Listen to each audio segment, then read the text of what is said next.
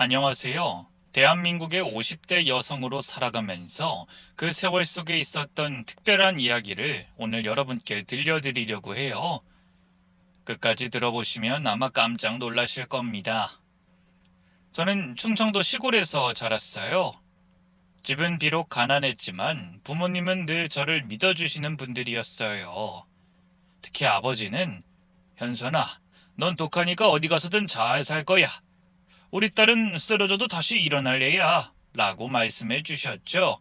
어머니도 네가 제일 든든해. 동생들도 너만 보고 있어 라며 제 어깨를 토닥여 주셨고요. 그 말씀들이 제 삶의 원동력이 되리라고는 그때는 정말 몰랐네요. 남편과는 서울에 있던 작은 무역회사에서 만났어요.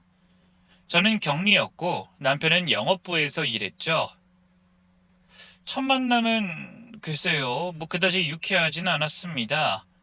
왜냐하면 제가 실수로 남편 급여를 잘못 계산해서 적게 넣어줬거든요.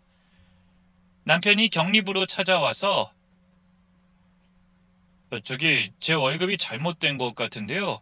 라고 했을 때 전 얼굴이 빨개져서 죄송합니다. 바로 수정해 드릴게요. 라고 했죠. 그런데 남편은 화내지 않고 오히려 웃으면서 괜찮아요. 실수는 누구나 하는 거죠. 정 미안하면 커피라도 한 잔 사주실 수 있나요? 라고 하더라고요. 그게 우리의 시작이었습니다. 남편은 서울 토박이 장남이었는데 그때는 제가 어리숙해서 그게 얼마나 큰 짐인지 몰랐어요. 연애할 때 남편은 늘 이렇게 말했습니다. 우리 엄마가 좀 까다로워도 너라면 잘 맞출 거야.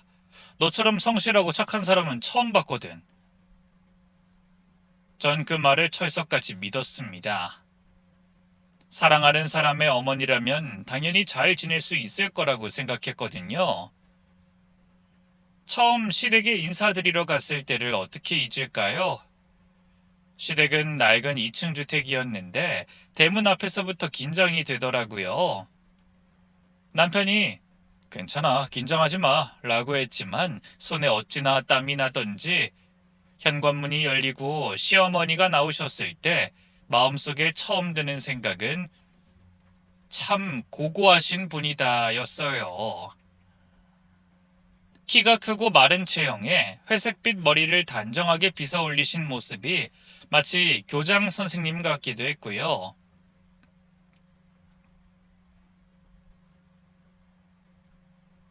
어서 와요. 이름이 현선이라고 했죠?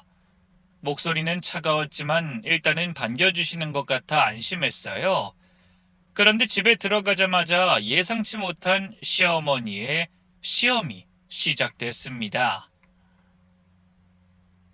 현선 씨는 요리를 잘한다고 들었는데 저녁 준비 좀 도와줄래요? 남편이 말리려는 걸 제가 오히려 말렸죠. 아니에요. 제가 도와드릴게요. 그날 저녁 된장찌개부터 모듬전까지 7가지 반찬을 만들었는데 시어머니는 하나하나 맛보시며 품평을 하셨어요. 된장이 좀 싱겁네. 우리 집은 간을 좀 세게 해. 잡채 당면이 너무 익었어. 쫄깃해야 맛있는 거야. 그래도 시아버지는 아주 맛있네. 솜씨가 좋구만. 이라고 칭찬해 주셨죠. 그때만 해도 시아버지가 제 유일한 편이 될 줄은 몰랐네요. 신기하죠? 왜 모든 결혼 준비 과정은 순탄치 않을까요? 저 또한 그랬거든요. 시어머니는 모든 것에 간섭하셨어요. 예식장은 우리 집 근처로 해야 해. 우리 하객들이 더 많지 않겠니? 예단은 최소한 이 정도는 해야 체면이 서지. 신혼집? 당연히 우리 집 근처여야지. 며느리가 시부모 챙기는 게 도리야. 친정 부모님은 현선아 괜찮니? 너무 힘들면 말해 라고 걱정하셨지만 전 괜찮아요. 어른들은 의뢰 다들 그러시잖아요 라고 했죠. 사실은 벌써부터 숨이 막혔지만요. 결혼식 날 시어머니가 제 손을 잡으시며 했던 말이 있어요. 현선아, 우리 아들 잘 부탁한다. 넌 이제 우리 집 사람이야.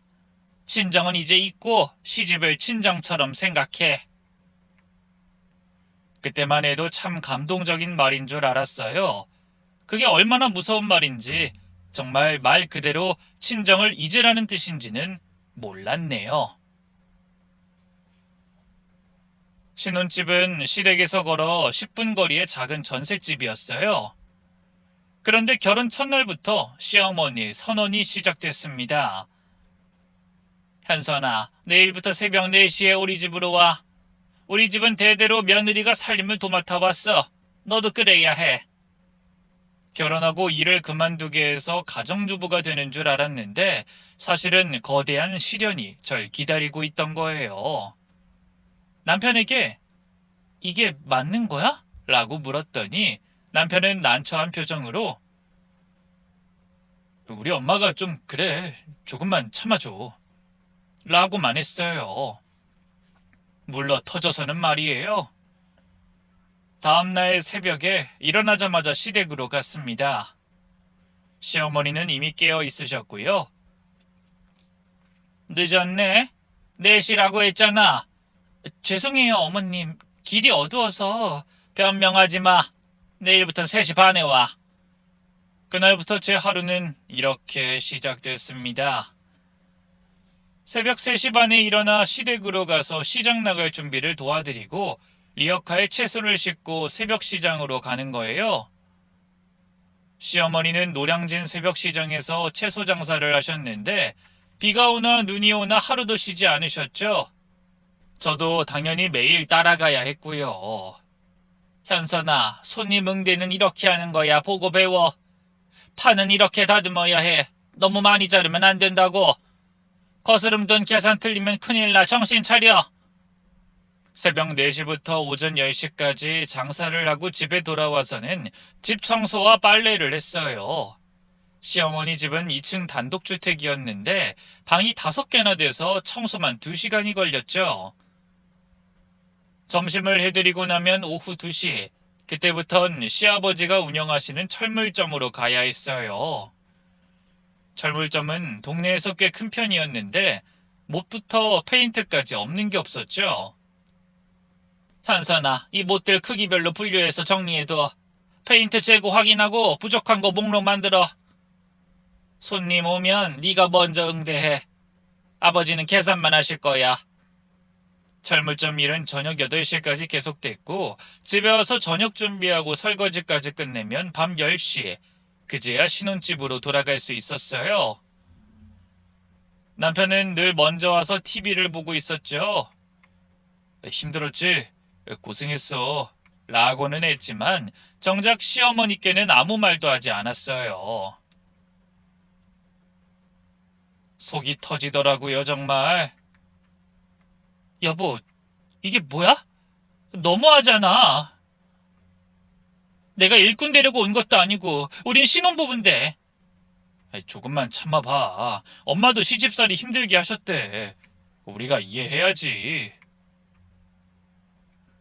그런 남편의 말에 할 말을 잃었죠. 나도 시집살이 힘들게 했으니 너도 당해봐, 이거잖아요. 전 그저 오기로 버틸 수밖에 없었어요. 억울한 건 제가 일을 잘하면 잘할수록 시어머니는 더 많은 일을 시켰다는 거예요. 현선아, 넌 힘이 좋으니까 이 박스들도 옮겨줄래? 젊으니까 가게 청소 한 번 더 해줘. 구석구석 깨끗하게. 내일은 김장김치 100포기 담가야 하니까 미리 준비해둬. 배추는 오늘 저녁에 절여놔.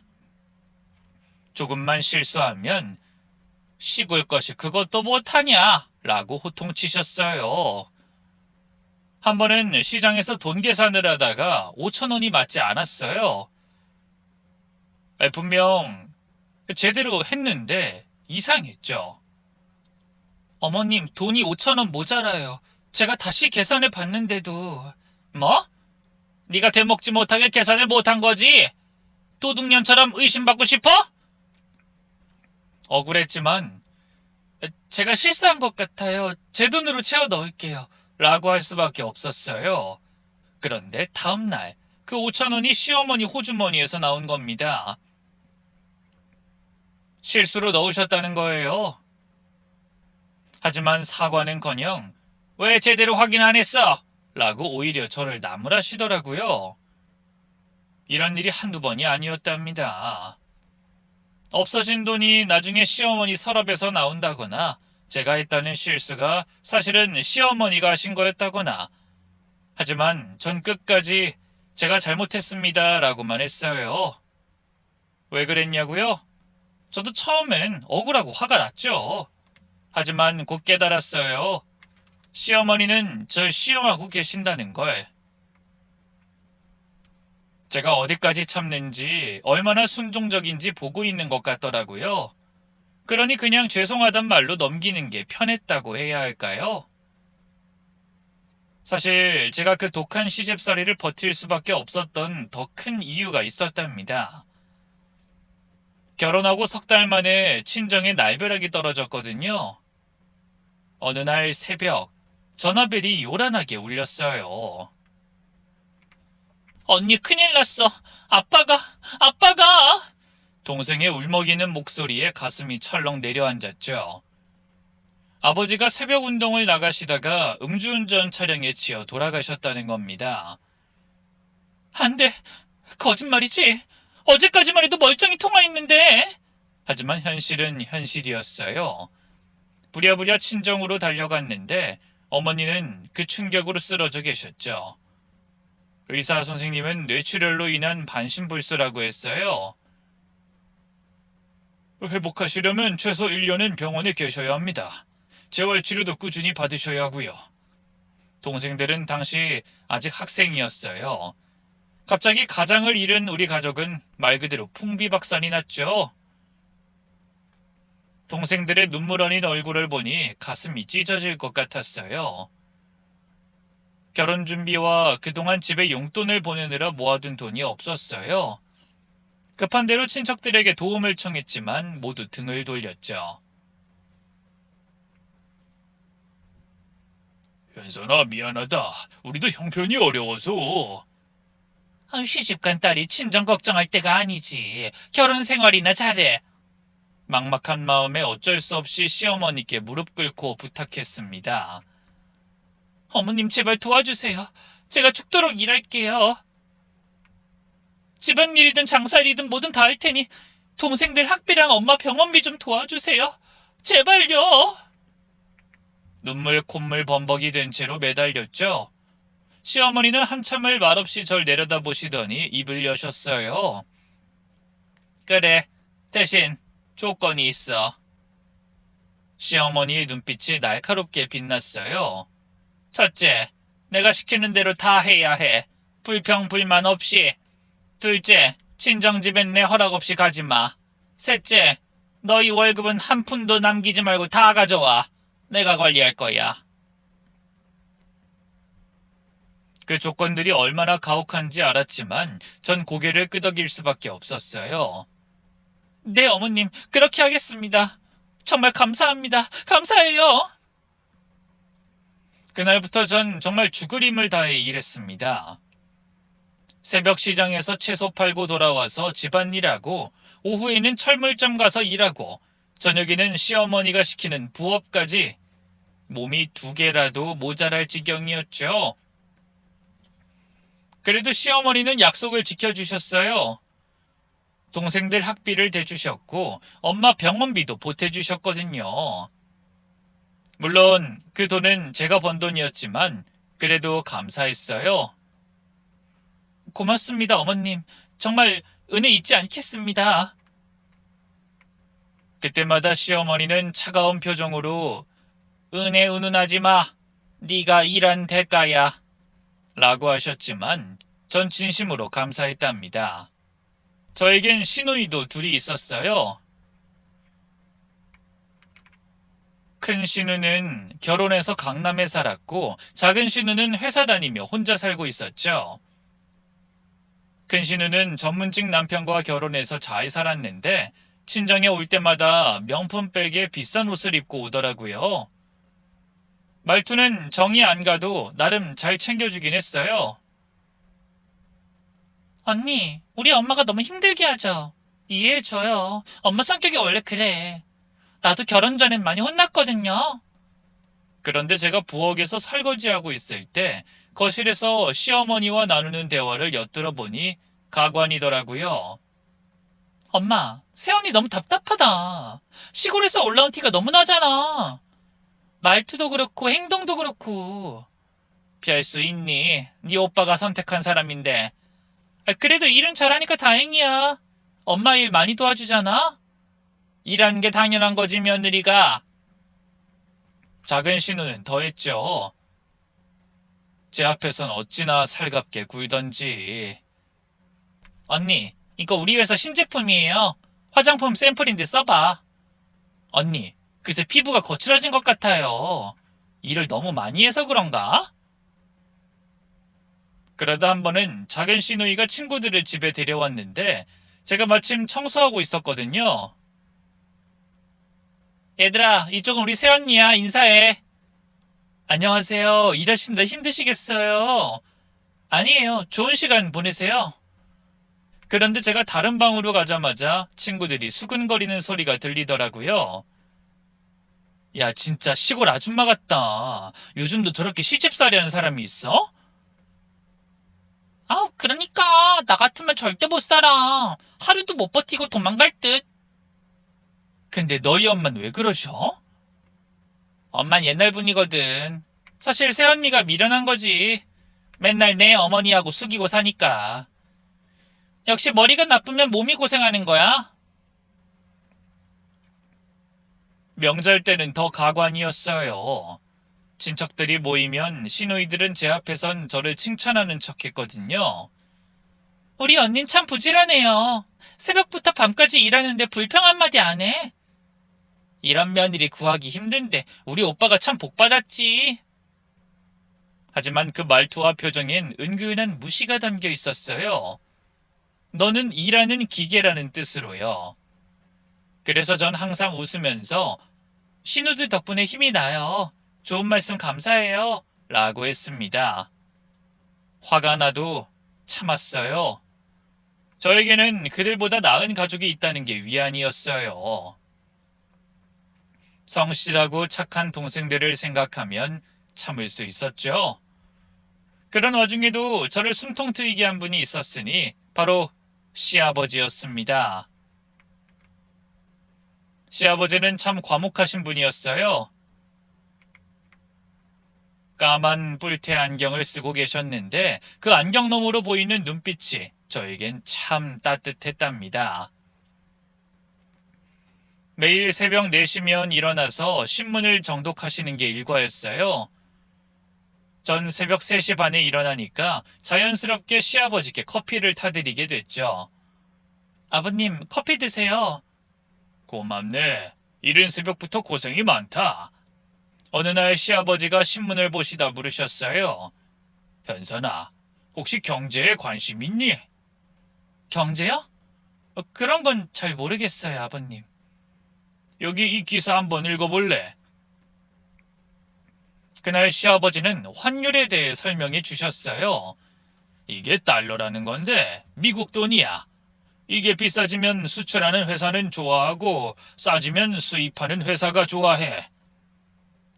그렇구나. 신기하네요. 현선아, 너도 이 경제면 한번 읽어봐라. 세상 돌아가는 걸 알아야 해. 특히 요즘 같은 시대인 더더욱. 처음엔 무슨 말인지 하나도 모르겠더라고요. 코스피, 코스닥, 선물은 또 뭔지 마치 외국어 같았어요. 하지만 시아버지는 참을성 있게 하나하나 설명해 주셨죠. 이 주식이라는 건 회사의 일부를 소유하는 거야. 회사가 잘 되면 주식 가격이 올라가고 못 되면 내려가지. 그럼 좋은 회사를 찾아서 사면 되는 거예요? 맞는 말이야. 어려운 일이지만 핵심은 좋은 회사를 찾는 거야. 신기하게도 그런 것들이 점점 재미있더라고요. 숫자가 오르락내리락 하는 게 마치 살아있는 것 같았거든요. 송장 같은 저와는 다르게요. 매일 조금씩 배우다 보니 어느새 경제기사를 제대로 읽을 수 있게 됐죠. 현선아, 넌 숫자에 밝아. 이런 재능이 있는 줄 몰랐네. 이건 타고난 거야. 우리 아들 놈은 아무리 가르쳐도 관심이 없는데 넌 금방 이해하니까. 그때부터 시아버지와의 새벽 공부가 제 유일한 낙이었답니다. 하루의 시작을 지식으로 채우는 기분이 좋았어요. 하지만 역시나 좋은 일이란 건 오래가지 않더군요. 어느 날 시어머니가 우리가 함께 신문 보는 걸 발견하신 거예요. 뭐 하는 거예요? 현선이한테 경제기사 읽는 법 가르쳐주고 있었어. 뭐? 신문을 본다고? 시어머니의 얼굴이 불그락 변했어요. 살림이나 제대로 해. 주제 넘게 무슨 공부야. 시골에서 올라온 것이 감히 신문을 봐?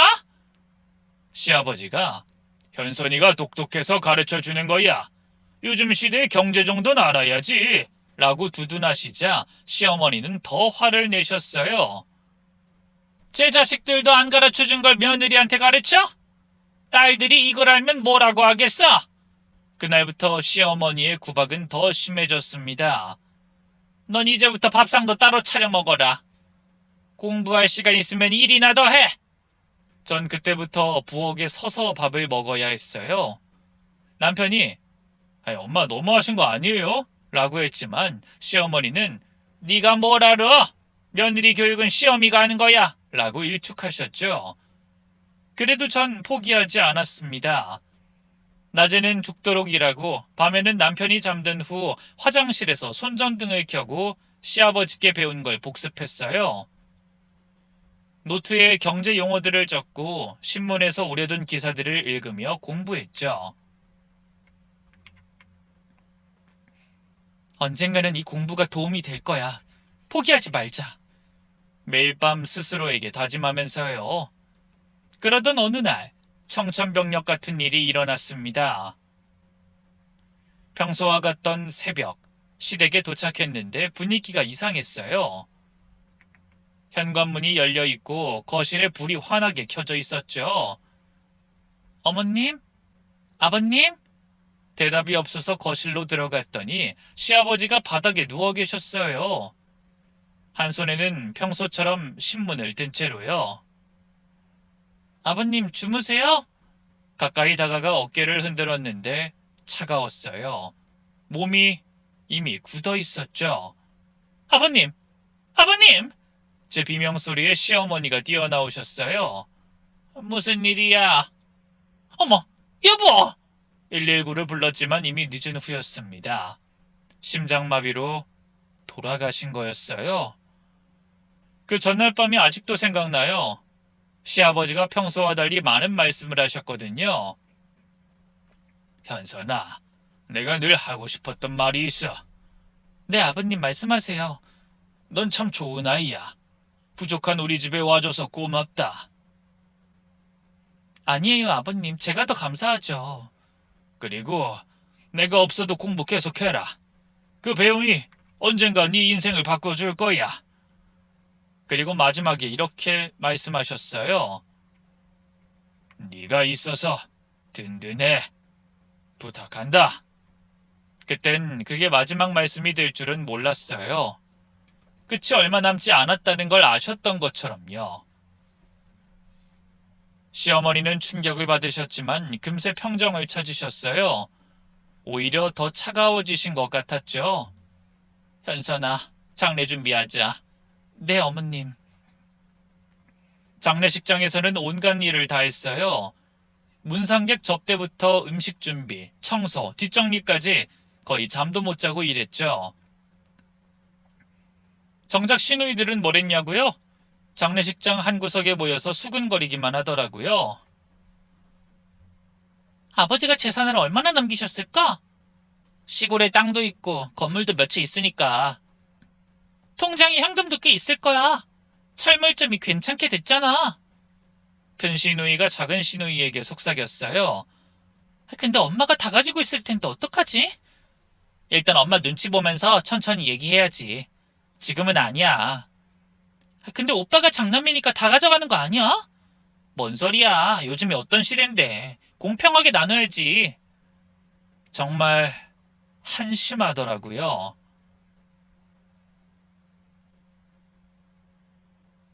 아버지가 돌아가셨는데 재산 생각부터 하다니요. 며느리인 제가 더 슬퍼하는 것 같았죠. 남편도 마찬가지였어요. 겉으론 슬퍼하는 척했지만 시누이들과 모여서는 재산 얘기를 하는 것 같더라고요. 어찌나 정이 떨어지던지. 시아버지가 안 계시니 공부할 길이 막막했어요. 시어머니는 신문도 못 보게 하셨거든요. 하지만 전 포기할 수 없었죠.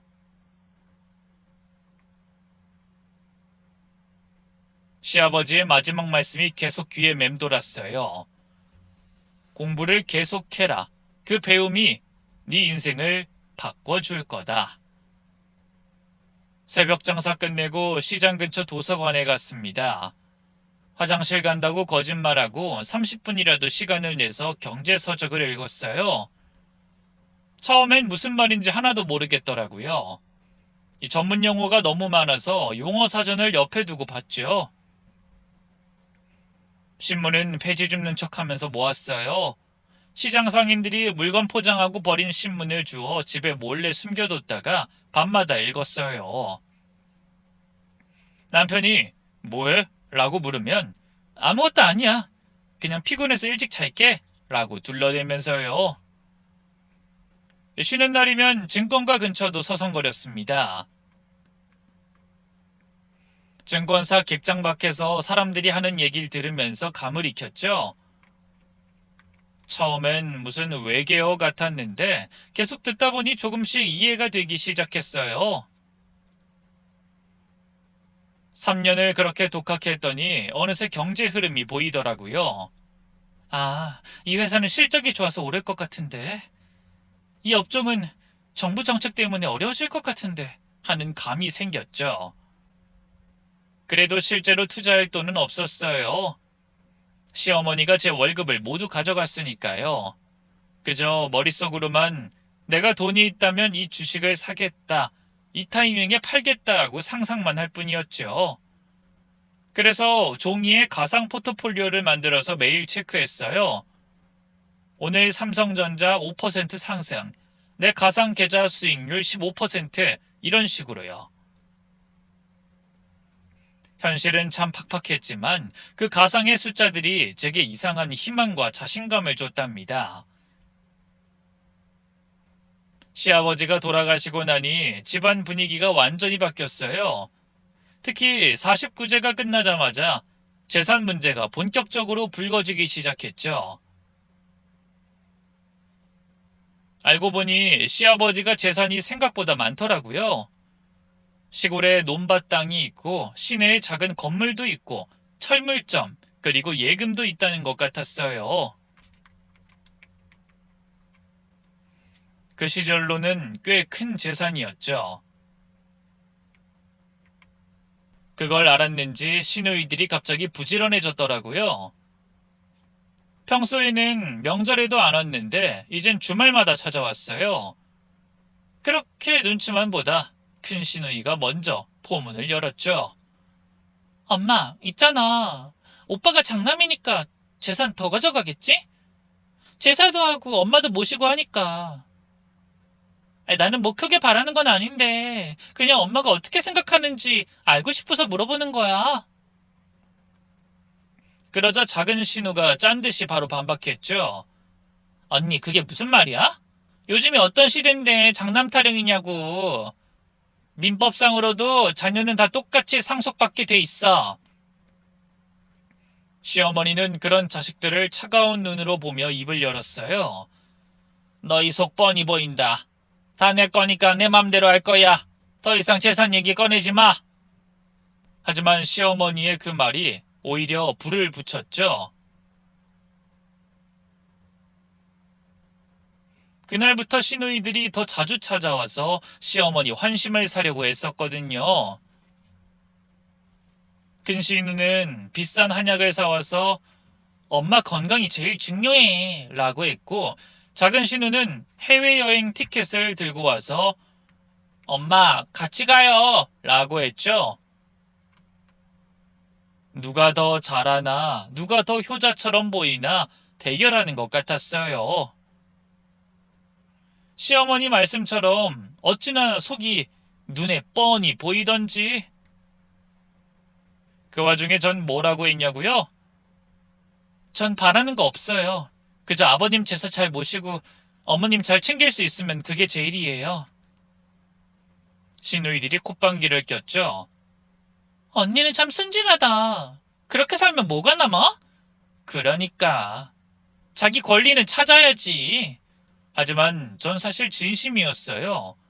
시아버지가 이미 제게 배움을 주셨으니까요. 그게 제겐 훨씬 값진 거였죠.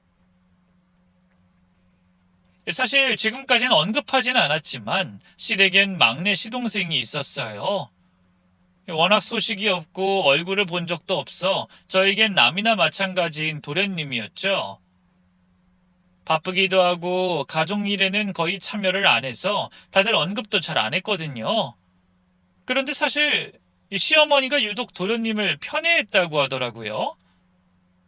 어릴 적 몸이 안 좋았다나 그래서 무슨 잘못을 해도 다 눈 감아주고 아픈 손가락 취급받던 거였어요. 재산 이야기가 한창 나왔을 때 시어머니가 딱 한마디 하셨답니다. 다른 건 몰라도 막내는 아직 결혼도 안 했으니 더 줘야지. 너희는 시집 장가 가서 잘 살잖아. 이 말에 시누이들이 발끈했죠. 엄마, 그게 무슨 말이에요? 우리가 시집 잘 간 게 무슨 상관인데? 맞아. 우리가 모른 척해서 그렇지. 막내 걔는 그동안 엄마한테 계속 손 벌려왔잖아요. 근데도 또 도와주겠다고? 사실 시동생은 문제가 많았대요. 대학 졸업하고도 변변한 직장 없이 이것저것 사업한다며 돈만 날렸다던데 시아버지가 살아계실 때도 몇 번이나 빚 보증 서달라고 했다가 혼났다고 하더라고요. 그런데도 시어머니는 늘 모른 척 감싼 거였어요. 시누이들은 그런 시동생이 눈에 가시였겠죠. 시누이들이 반발하자 집안이 그야말로 풍비박산 났습니다. 만날 때마다 재산 얘기로 싸움이 났고 나중엔 서로 험한 말을 주고받았죠. 시어머니 앞이라고 해서 참거나 억누르는 게 전혀 없었어요. 엄마는 맨날 막내만 챙겨. 우린 딸이라서 차별하는 거야? 사실 따지고 보면 오빠나 언니는 할 말 없지. 엄마가 혼수 챙겨줬잖아. 뭐? 너도 셋째라고 혜택 받은 게 한두 개가 아니거든? 명절은 정말 최악이었어요. 차례상을 차리다가 시누이들이 또 싸웠거든요. 왜 나는 전부치고 언닌 나물만 해? 내가 언제 나물만 했어? 떡국도 끓였거든? 그만해! 차례 지낸 날 무슨 짓이야? 시어머니가 소리를 질렀지만 소용없었어요. 결국 그날 차례는 엉망이 됐고 친척들도 다들 불편해하며 일찍 돌아갔죠. 전 그저 묵묵히 뒷정리만 했습니다. 부엌에서 설거지하며 생각했어요. 이 돈이라는 게 참 무서운 거구나. 가족도 원수로 만드니까. 그날 밤, 전 더욱 공부에 매진하기로 마음먹었어요. 경제적으로 독립해서 이런 추악한 싸움에서 벗어나고 싶었거든요. 불행엔 한계가 없었습니다. 시아버지가 돌아가신 지 2년쯤 지난 어느 날 새벽 빗소리와 함께 현관문을 두드리는 소리가 들렸습니다. 형수님 저예요. 문 좀 열어주세요. 밖에는 비에 흠뻑 젖은 시동생이 서 있었어요. 얼굴은 하얗게 질려 있고 눈은 충혈되어 있었죠. 도련님? 무슨 일이에요? 이 시간에? 들어와요 일단. 형수 큰일 났어요. 저 좀 도와줘요. 거실에 앉자마자 시동생은 머리를 감싸쥐고 울먹였어요. 사업이 망했어요. 다 날아갔다고요. 사업이요? 무슨 사업 하셨는데? 인터넷 쇼핑몰이요. 친구들이랑 같이 시작했는데 알고 보니 이런 일이었어요. 시동생이 대학 동창들과 의류 쇼핑몰을 시작했는데 처음엔 잘 됐답니다. 중국에서 옷을 수입해서 팔았는데 마진이 꽤 남았다고 하더라고요. 그래서 욕심이 생겨 대출을 받아 물량을 늘렸대요. 근데 친구들이 돈만 빼돌리고 도망갔어요. 통장에 있던 돈 다 빼가고 재고는 가짜 주소로 보내버리고. 경찰에 신고했어요? 했는데 소용없대요. 걔네 다 해외로 튀었대요. 빚이 3억이 넘어요. 3억이라는 말에 저도 놀랐어요. 그 시절 3억이면 정말 큰 돈이었거든요. 사채도 써버렸어요. 은행 대출로 안 되는 부분은 일수 쓰고. 일수요? 그거 위험한 거 아니에요? 알아요, 알아. 근데 그땐 사업이 잘 될 것 같아서. 시동생은 주머니에서 구겨진 서류를 꺼냈어요. 은행 대출과 사채를 합쳐 정말로 빚이 3억 2천만 원이었더라고요. 가족들한텐 절대 말하면 안 돼요. 특히 엄마가 알면 쓰러지실 거예요. 그럼 어떻게 하실 건데요? 형수, 혹시 돈 좀 빌려줄 수 없어요? 나중에 갚을게요, 정말로. 전 한숨이 나왔어요. 제가 무슨 돈이 있겠어요? 번 돈은 모두 시어머니가 가져가시는데. 그나마 조금씩 모아둔 비상금이 200만 원 정도였는데 그것도 동생들 학비 보태려고 아껴둔 거였죠. 전 가진 게 없어요. 정말로요. 형수 제발. 며칠만 시간을 벌어주면 안 될까요? 다른 방법 찾아볼게요. 그때까지 급한 것만 해결할 수 있도록 도와주세요. 네? 그날 밤 거의 잠을 못 잤어요. 시동생이 불쌍하기도 했지만 이 일이 터지면 집안이 어떻게 될지 뻔히 보였거든요. 남편에게만 말할까 싶다가도 분명 남편이 알면 시댁 식구들 전체가 알게 될 게 뻔했어요. 시어머니는 가장 먼저 알게 되시겠죠. 며칠 후 아침, 예상했지만 실현되지 않길 바라던 일이 벌어졌습니다. 업자들이 기어코 시어머니 집을 찾아간 거예요. 그들이 시어머니한테 차용증, 어음, 각서 등 빈문서를 주면서 돈을 갚으라고 했대요. 안 갚으면 다른 조치에 들어간다고 협박하면서요. 그 서류를 본 시어머니는 그 자리에서 휘청하셨대요. 저랑 남편이 왔을 땐 시어머니는 거의 몸져 누운 상태셨죠. 시어머니가 시동생을 곧바로 불렀어요. 무릎 꿇고 빌었지만 소용없었죠. 이미 일은 수습이 되지 않을 정도였으니까요. 엄마 잘못했어요. 정말 잘못했어요. 너 때문에 우리 집안이 망하게 생겼어. 시어머니는 처음으로 시동생을 때리셨어요. 아무리 모질고 못된 어머니였어도 자식 때문에 소갈이하는 모습이 참 안타까웠어요. 결국 시어머니는 큰 결단을 내리셨습니다. 시아버지가 제일 아끼시던 선산 땅을 파는 거였죠. 다른 방법이 없어. 저 땅 팔아서 빚 갚아야 해. 엄마, 그 땅은 아버지가... 나도 알아. 하지만 어쩌겠어. 사채업자들이 매일 찾아오는데. 그 땅은 시아버지, 증조할아버지 때부터 내려온 땅이었어요. 명당이라고 해서 절대 팔지 말라고 하셨던 곳이었는데 시어머니도 그걸 아니까 며칠 밤을 울면서 고민하셨죠. 금매로 내놓으니 땅값을 제대로 못 받았대요. 그래도 빚을 갚기엔 충분했습니다. 거기서 끝났으면 좋았을 텐데 결국 그 소식을 들은 시누이들이 완전히 뒤집어졌습니다. 엄마, 그 땅이 얼마짜린데 막내 빚 갚는다고 팔아? 그래, 가족들끼리 상의는 했어야지. 그 땅은 우리 모두의 재산이잖아요. 막내 빚은 막내가 알아서 해결해야 하는 거 아니야? 한창 듣던 시어머니가 힘없이 대답하셨죠. 그래, 너희가 돈 있으면 대신 갚아줄래? 그래도 땅을 팔 건 아니잖아요. 시누이들의 주장은 이랬어요. 땅을 판 돈 중에서 시동생 빚 갚고 남은 돈이 있으면 나눠 가져야 한다는 거였죠. 엄마, 빚 갚고 남은 돈은? 막내 빼고 우리 셋이 나눠 가지는 거지? 정말 기가 막혔어요. 동생 빚 갚느라 집안 재산 팔았는데 그것도 나눠달라뇨?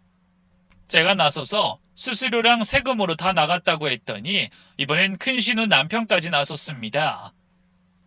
평소에 거들먹거리며 보이지도 않던 사람인데 이런 일엔 발 빠르더라고요. 어머니, 법적으로 자녀들의 재산에 대한 권리가 있습니다. 특정 자녀에게만 특혜를 주는 건 문제가 될 수 있어요. 그러자 시어머니는 단호하게 말씀하셨어요. 내 재산 내 맘대로 못하냐? 너희가 뭔데 이래라 저래라야? 다들 내 집에서 나가! 이미 금이 간 관계는 돌이킬 수 없어 보였습니다. 그 일이 있고 난 후 첫 명절이었어요. 평소엔 시누이들이 와서 음식 준비를 거들었는데 그날은 아무도 안 왔죠. 현선아, 애들 연락 왔니? 아니요, 어머님, 아직. 결국 저 혼자 새벽부터 그 많은 차례 음식을 다 준비했죠. 차례 시간이 지나서야 시누이들이 왔어요. 그 분위기 정말 불편했어요. 서로 말도 안 하고 눈도 안 마주치고 집에 있는 동안 무거운 침묵만 흘렀죠. 그것도 잠시. 큰 시누이가 먼저 일어났어요.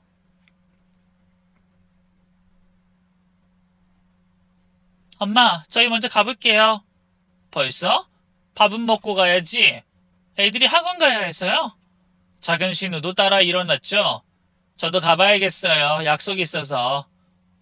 시동생은 늘 그랬듯 모습을 보이지 않았고요. 그렇게 썰렁한 명절은 처음이었어요. 시어머니도 적잖은 충격을 받으신 것 같았죠. 현선아, 저것들 왜 저러니? 다들 마음이 좀 그런가 보네요. 아, 내가 뭘 그렇게 잘못했다고? 그날 이후로 명절이나 기념일 풍경이 완전히 바뀌었어요. 시누이들은 거의 인사만 하고 가고 시동생은 가끔 와서 고개만 푹 숙이고 있다가 갔죠. 가끔씩은 2번 상을 차리고 2번 치워야 했어요. 서로 마주치고 싶지 않아 하니 같은 차례상을 시간 달리해서 2번 차리는 거죠. 어머님, 이번엔 10시에 큰 신우네가 온대요. 그래, 그때 맞춰서 차려.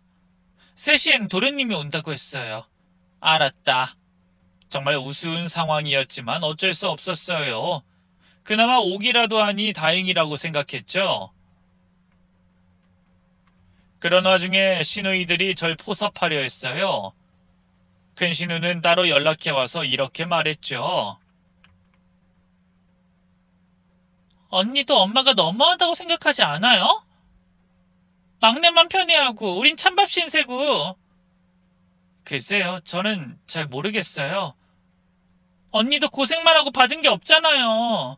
그동안 종처럼 일만 했는데 이젠 언니도 챙겨야 하지 않겠어요? 작은 신우는 더 노골적이었죠. 어느 날 저녁 갑자기 찾아와서는 언니, 나 좀 도와줘. 엄마가 숨긴 재산이 더 있을 테니 같이 찾아봐줘요. 제가 놀라서 쳐다보니까 이렇게 말하더라고요. 언니가 매일 엄마 집에 가니까 찾기 쉬울 거야. 통장이나 부동산 서류 같은 거 찾으면 반 나눠 가질게. 전 단호하게 거절했어요. 그런 건 못해요. 전 그냥 제 할 일만 하고 싶어요. 언니는 여전히 고지식하네. 그렇게 살면 뭐가 남아요? 둘은 언제나 저를 한심하다는 듯 쳐다봤어요. 그러니까 몇십 년 동안 시어머니한테 당하고만 살지. 정말 답답한 사람이네. 하지만 전 꿋꿋이 중립을 지켰습니다. 시어머니와 시누이들 사이에서 이러지도 저러지도 못하는 상황이었지만 그래도 편을 들지 않는 게 최선이라고 생각했거든요. 이미 이 삶에 익숙해져 있기도 했고요. 한편으로는 내심 시어머니에게 마음이 열렸던 것 같아요. 그리도 못살게 굴던 시어머니였는데 힘없는 뒷모습이 어찌나 마음에 걸리던지 정과 연민이 커져 차마 어머니를 외면할 수 없더라고요. 그렇게 시간은 슬그머니 그리고 손살같이 흘러갔습니다. 시어머니는 많이 노쇠해지셨어요. 기침을 자주 하시고 숨도 차하시고 병원에 모시고 갔더니 의사가 정밀 검사를 하자고 했죠. 어머님 괜찮으실 거예요. 너무 걱정하지 마세요. 그래. 검사를 기다리는 동안 시어머니가 겁이 났는지 갑자기 제 손을 잡으셨어요. 차가운 손이었는데 처음으로 느껴보는 따뜻함이 있었어요. 참 인생사 우습죠. 시어머니가 병원에 간다는 소식이 들리자 시누이들이 다시 찾아오기 시작한 거예요. 엄마, 검사 결과 어떻게 나왔어요? 혹시 큰 병이면 어떡해? 미리 준비해야 하는 거 아니에요? 준비라는 게 뭔지는 다들 알죠? 재산 정리 말이에요. 큰 신우가 조심스럽게 물었어요. 엄마, 통장이랑 도장 어디더? 혹시 모르니까 우리가 알아둬야지. 만약의 경우를 대비해서. 작은 신우는 더 직접적이었어요. 엄마, 집문선 어딨어? 금고 비밀번호는 뭐예요?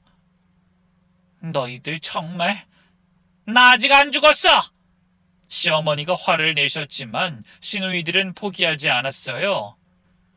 어느 날은 큰 신우가 시어머니 방을 뒤지다가 제게 들켰거든요. 어머 언니, 난 그냥 엄마 혈압약 찾으려고. 혈압약은 거실 서랍에 있잖아요. 아 맞다, 깜빡했네. 아 요즘 자꾸 깜빡해. 황급히 나가는 큰 신우의 손에 서류 뭉치가 들려있는 걸 봤어요. 아마 통장이나 집문서를 찾고 있었던 것 같았죠. 작은 신우는 몰래 동사무소에 가서 집 등기부 등본을 떼려고 했대요. 동사무소 직원이 전화해 알게 됐죠. 제가 직접 작은 신우한테 물어봤어요. 신우, 등기부 등본은 왜 필요해요? 아, 그게 친구가 부동산 하는데 시세 좀 알아봐 달라고 해서. 어머님 허락은 받으셨어요? 엄마한텐 비밀로 해줘요. 정말 가족이 맞나 싶을 정도로 추악했습니다. 아직 시어머니가 살아계신데 벌써부터 이러다니요. 검사 결과가 나온 날 의사 선생님의 표정이 심각했어요. 그리곤 조심스럽게 말하더군요. 폐암 3기입니다. 귀를 의심했어요. 폐암이요? 그럼 이미 많이 진행된 상태라 수술은 어렵습니다. 항암 치료를 하면 시간을 벌 수는 있지만 얼마나요? 길어야 6개월 정도로 보입니다. 다리에 힘이 풀렸어요. 독하기만 했던 시어머니가 이제 겨우 6개월밖에 못 사신다니. 시어머니는 담담하게 받아들이셨어요. 그래, 살 만큼 살았어. 어머님, 치료 받으셔야 해요. 요즘은 의학이 발달해서. 됐어. 항암하면서 고생하고 싶지 않아. 남은 시간 편하게 보내고 싶어. 그 순간 시어머니의 눈에서 뭔가 다른 게 보였습니다. 체념? 아니, 오히려 홀가분함 같은 거였어요. 집에 돌아와서 가족들에게 알렸어요. 반응은 예상대로였죠. 뭐? 폐암 3기? 엄마는 담배도 안 피우는데 왜... 치료는? 수술은 못해? 신우들이 겉으론 충격받은 척했지만 곧 본색을 드러냈어요. 그럼 이제 정말 재산 정리해야겠네. 엄마가 6개월밖에 못 사신다면 미리 준비해야지. 유언장도 작성해야 하고. 그 와중에 시동생은 울면서 이렇게 말했어요. 형수, 엄마 통장 어디 있는지 알아요? 병원비 때문에 필요할 텐데 저한테 맡겨주세요. 시누이들은 그렇다 쳐도 시동생을 생각하면 아직도 열불이 나요. 시어머니가 그렇게 아꼈는데 그 빚을 어떻게 갚아줬는데 다들 걱정하는 척하면서 속으론 재산을 생각하고 있다는 게 역겨웠습니다. 시어머니는 항암 치료를 거부하고 집에서 지내기로 하셨어요. 전 매일 병원에서 처방받은 진통제를 타드리고 식사를 준비하고 간호를 했죠. 현선아, 물 좀. 네, 어머님 여기 있어요. 말수가 점점 줄어드셨어요. 하루 종일 누워만 계시다가 가끔 창밖을 보시곤 했죠. 시누이들은 일주일에 한 번 정도 왔어요. 와서는 10분 정도 앉아 있다가 가곤 하는 게 전부였어요.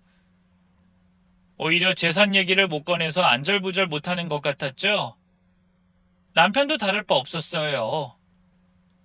일이 바쁘다며 시댁에 들리는 날이 손에 꼽았어요. 제가 시어머니 곁에 상주하고 있는데도 고생한다, 고맙다라는 말 한마디 없었고요. 이제는 정말 제 모든 노력과 고생이 남편에겐 당연하게 느껴졌던 거죠. 참, 얼마나 야속하던지. 오래 살면 더는 실망할 일이 없을 거라고 믿었는데 그때 마지막 전까지 떨어졌던 것 같아요. 시어머니의 건강은 시간이 갈수록 확연히 안 좋아지셨어요. 얼마 후엔 거의 말씀을 못할 정도였죠. 그런데 이상한 건 제가 가까이 가면 눈빛이 달라지셨다는 거예요. 다른 사람들이 오면 눈을 감고 계시다가도 제가 오면 눈을 뜨고 저를 가만히 보셨죠. 무슨 말을 하고 싶은 것 같았지만 기력이 없어서 말을 못 하시는 것 같았죠. 그러던 어느 날 밤, 늘 그랬듯 시어머니 곁을 지키고 있는데 갑자기 제 손을 잡으셨어요. 예전에 시아버지와 이야기 나누던 때가 생각났어요. 그때처럼 약하지만 따뜻한 손길이었죠. 어머님? 어머님은 다른 한 손으로 베갯잎 속을 더듬으셨죠. 뭘 찾으세요? 제가 대신 찾아드려요? 떨리는 손으로 한참을 뒤적거리던 시어머니는 작은 종이를 꺼내 제 손에 쥐어주셨어요. 접힌 종이를 펴보니 경기도의 어느 주소가 적혀 있었어요. 전혀 모르는 주소였죠. 어머님, 이게... 시어머니가 입을 겨우 여셨어요. 숨소리에 섞여 간신히 들리는 목소리로. 현선아, 49일 후 혼자 가. 꼭 혼자. 그게 시어머니가 제게 하신 마지막 말씀이었어요. 다음날 새벽, 시어머니는 조용히 눈을 감으셨습니다. 어머님! 어머님! 심장이 멈춘 걸 확인하고 가족들에게 연락했어요. 30분도 안 돼서 모두 도착했죠. 장례식장은 그야말로 아수라장이었어요. 시어머니가 돌아가신 지 하루밖에 안 됐는데 남편과 시누이들, 시동생이 재산 얘기를 시작했거든요. 일단 집부터 정리해야지. 시세가 좋을 때 팔아야 하니까. 통장 정리 누가 할 거야? 엄마가 숨겨둔 것도 있을 텐데. 유언장은 없는 거 맞지? 확인해 봤어? 빈소를 지키며 조문객을 맡고 있는데 남편이 다가왔어요. 동생들이 묻는데 엄마가 뭐 특별히 남긴 말씀 없으셨어? 없었어. 정말? 재산 관련해서 아무 말도? 응, 없었어. 남편은 아닌 척해도 결국 그들과 한통속이었고 똑같은 속물이었어요. 전 시어머니가 준 종이를 숨기고 아무 말도 하지 않았습니다. 49일 후에 혼자 가라고 하신 말씀을 지키려고요. 화장하고 납골당에 모실 때는 아무도 울지 않았어요. 다들 딴 생각하느라 바빴나 봐요. 49제 지내고 재산 정리하자. 그 전에 서류부터 다 찾아야 해. 언니가 엄마 집에 자주 갔으니까 잘 알 거야. 그치? 저는 대답하지 않았어요. 그저 시어머니의 영정사진만 바라봤죠. 49제를 지낸 날, 전 아무에게도 말하지 않고 그 주소를 찾아갔어요. 경기도의 외진 곳이었는데 내비게이션도 잘 안 돼서 한참을 헤맸죠. 내려서 한참 걸어 올라가니 야산 중턱에 낡은 창고가 하나 있었어요. 여기가 맞나? 어머님이 왜 이런 곳을... 창고 구석에 오래된 금고가 하나 있었어요. 금고 위에는 봉투가 하나 올려져 있었는데 현선이에게 라고 적혀 있었죠. 봉투를 열어보니 짧은 메모가 있었어요. 비밀번호는 네 생일이다. 제 생년월일을 눌렀더니 정말 금고가 열렸어요. 안에는 서류 뭉치와 또 다른 봉투가 있었죠. 떨리는 손으로 첫 번째 서류를 펼쳐봤어요. 경기도에 있는 땅에 대한 토지 대장이었죠. 그런데 주소를 자세히 보니 세상에 개발지역이더라고요. 최근에 교통 문제가 해결되면서 땅값이 엄청나게 올랐던 곳이었죠. 두 번째 서류는 더 놀라웠어요. 등기부 등본인데 소유자가 제 이름으로 되어 있었어요. 날짜를 보니 2년 전에 이미 제 명의로 이전돼 있었더라고요. 시어머니가 몰래 제 이름으로 바꿔놓으신 거였어요. 서류 사이에 낡은 편지 봉투가 있었어요. 시어머니의 친필 편지였죠. 며느리에게 그동안 고생 많았다. 사실 처음엔 정말 널 미워했어. 가난한 집딸이 우리 집 재산을 노린다고 어리석은 생각을 했지. 그래서 더 독하게 굴었다. 내가 당한 시집살이보다 더 심하게 하려고 했어. 그래야 네가 포기하고 도망갈 줄 알았거든. 하지만 넌 도망가지 않았지. 부모가 그렇게 되고 동생들을 부양해야 할 상황에서도 묵묵히 견뎠지. 사실 다 알고 있었다. 네가 새벽에 몰래 공부하는 것도, 신문 읽는 것도, 도서관에서 책을 빌려보는 것도 시아버지가 널 아꼈던 이유를 나도 알고 있었어. 넌 똑똑하고 성실했으니까. 게다가 내가 괜한테 집 잡아도 넌 한 번도 변명하지 않았지. 그저 죄송합니다. 제가 잘못했습니다라고만 했어. 그런 널 보며 생각했다. 내가 참 멍청했구나. 그렇게 우직하고 영리한 너를 오해했구나. 돈이나 재산 때문이 아니라 정말로 우리의 가족이 되려고 노력했던 거구나. 계산적이고 이기적인 자식들은 날 버렸어도 넌 내 곁을 지켰지.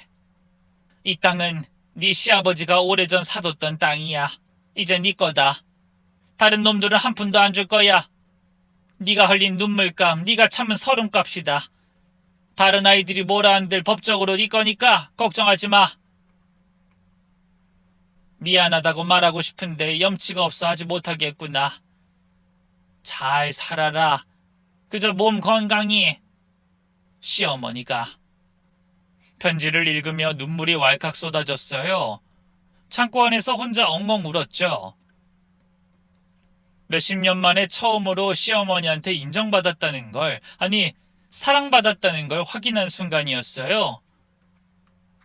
정말로 그간의 서러움이 한꺼번에 녹는 기분이었습니다. 집에 돌아오는 길에 계속 생각했어요. 이 돈으로 뭘 해야 할까? 시어머니가 주신 마지막 선물을 어떻게 써야 할까? 당장은 해결해야 할 것이 있었죠. 바로 그 지긋지긋한 자식들 말이에요. 며칠 후 시어머니가 제게 재산을 넘겼다는 걸 안 시누이들과 시동생이 곧바로 절 찾아왔어요. 어찌나 얼굴이 붉어지고 격양돼 있던지 그들이 생각했을 때 최악의 수가 바로 그 상황이었던 거죠. 언니 정말이야? 엄마 재산 혼자 먹은 거냐고? 우리가 가만히 있을 것 같아? 어떻게 이럴 수 있어? 자식이 여기 넷이나 있는데 며느리 한 명이 그 모든 재산을 가져가는 게 어떻게 엄마를 구슬린 거야? 형수, 솔직히 말해줘요. 정말 엄마가 결정한 거예요? 정신이 온전치 않을 때 말한 건 아니고요? 다른 수는 없었다고 약속할 수 있어요? 전 표정 하나 안 바뀌고 침착하게 대답했어요. 그놈의 돈 그만들 좀 하세요. 그간 시어머니 앞이라 참았는데 짐승도 당신들처럼은 안 삽니다. 무슨 염치로 어머니 재산을 바라고 저에게 이런 말을 하는 거죠? 가슴에 손을 얹고 생각해 보세요. 정부당하다고 생각되면 고소하세요. 전 떳떳하니까. 제가 처음으로 냉담하게 말하자 다들 적잖이 당황한 눈치였습니다. 그랬겠죠. 언제나 저를 미련하다고 생각했으니까요. 그 뒤 실제로 시누이들이 변호사를 선임해서 소송을 걸었어요. 하지만 법적으로 아무 문제가 없었죠. 땅은 이미 2년 전에 제 명의로 넘어온 거고 그때 시어머니도 정정하셨어요. 이건 분명 정당한 증여였죠. 결국 시누이들은 패소했어요. 사실 그 중에서도 남편의 반응이 가장 가관이었어요. 본인한테 재산이 떨어지진 않았어도 우리 공동의 소유라고 생각했나 봐요. 사실 좀 놀랐어. 어머니가 그런 생각이실 줄이야. 그래도 당신이 그간 고생한 걸 보상받았네. 우리 그걸로 건물 하나 살까? 보상은 아직 안 끝났어. 자, 이혼 서류야. 서류에 도장부터 찍어. 뭐? 이혼? 장난하는 거야, 지금? 네, 전 이혼을 결심했어요. 그동안 저를 지켜주지 못했던 남편과 더 살 이유가 없었거든요. 남편은 시집살이를 그저 지켜만 봤고 제가 시어머니와 가까워졌을 땐 늘 밖으로 나돌았어요. 혼자 어머니를 간호했을 때도 남편은 여전히 제 3자였죠. 남보다 못한 사이, 딱 그 정도요. 그래서 언제나 이혼을 마음속에 품고 있었는데 그동안 버텨온 세월이 아깝고 혼자 남을 내일이 두려워 참았거든요. 그래서 이번이 시어머니가 제게 주신 가장 큰 보상이자 기회라고 생각해서 내린 결정이었어요. 당신은 그 몇십 년 동안 뭘 했는데? 시어머니가 날 구박했을 때, 시누이들이 무시할 때 당신은 뭘 했냐고. 그 모든 걸 버텨내고 결국 어머님의 마음을 산 건 나야. 시어머니 재산 받을 자격 없어, 당신은. 그건 우리 엄마니까. 나도 당신 아내였어. 더는 이야기하고 싶지 않아. 어머님도 나한테 혼자 확인하라고 하셨고 나한테만 남기신 재산이야. 당신과 나눌 이유 없고 함께할 이유는 더더욱 없어. 결국 우리는 그렇게 이혼했습니다. 재산 분할? 제가 번 돈이니 줄 게 없었죠. 오히려 적지만 위자료를 받아냈어요. 저는 그 후 땅을 팔았어요. 제가 그간 상상할 수 없던 거액의 돈이 제게 돌아왔죠. 그 돈으로 일단 작은 건물을 하나 사고 그간 배웠던 경제 공부를 토대로 재테크를 시작했어요. 시아버지의 말씀이 맞았습니다. 그동안의 배움이 저에게 큰 도움이 되었거든요. 그리고 제 사업도 작게 시작했어요. 마음의 여유가 있어서 그런지 사업도 곧잘 풀렸죠. 저는 시어머니 기일에는 꼭 성묘를 가요. 납골당에 혼자 가서 조용히 인사드리죠. 어머님, 잘 지내고 계세요? 전 잘 지내고 있어요. 이제는 시어머니를 이해해요. 아니, 용서했다고 해야 맞을까요? 시어머니도 똑같은 시집살이를 당하셨고 며느리로 살면서 받은 상처를 저한테 고스란히, 아니 더욱 심하게 갚으셨죠. 하지만 시어머니는 잘못을 깨닫고 마지막에 그 되물림을 끊어주셨어요. 자신이 받지 못한 사랑을, 인정을, 보상을 제게 주신 거죠. 가끔 이런 생각을 해요. 만약 시어머니가 처음부터 잘해주셨다면 어땠을까? 제가 이렇게 강한 사람이 됐을까? 이런 성공을 거뒀을까? 아마 아니었을 거예요. 그 혹독한 시집살이가 절 단련시켰고 그 고통이 저를 성장시켰으니까요. 여러분, 지금 어떤 일로 인해 힘드신가요? 경제적으로 어려우신가요? 가족에게 인정받지 못해 외로우신가요? 그래도 포기하지 마세요. 제가 버틸 수 있던 것처럼 여러분도 버틸 수 있어요. 그리고 언젠가는 반드시 보상받는 날이 옵니다. 꼭 돈이 아니어도 돼요. 인정일 수도 있고 사랑일 수도 있고 자유일 수도 있어요. 중요한 건 포기하지 않는 거예요. 그리고 하나 더, 미움을 미움으로 갚지 마세요.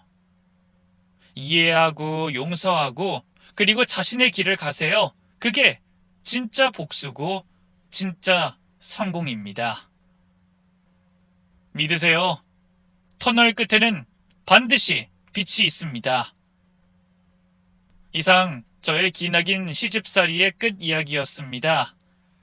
부족한 글솜씨지만 긴 이야기 끝까지 들어주셔서 감사합니다.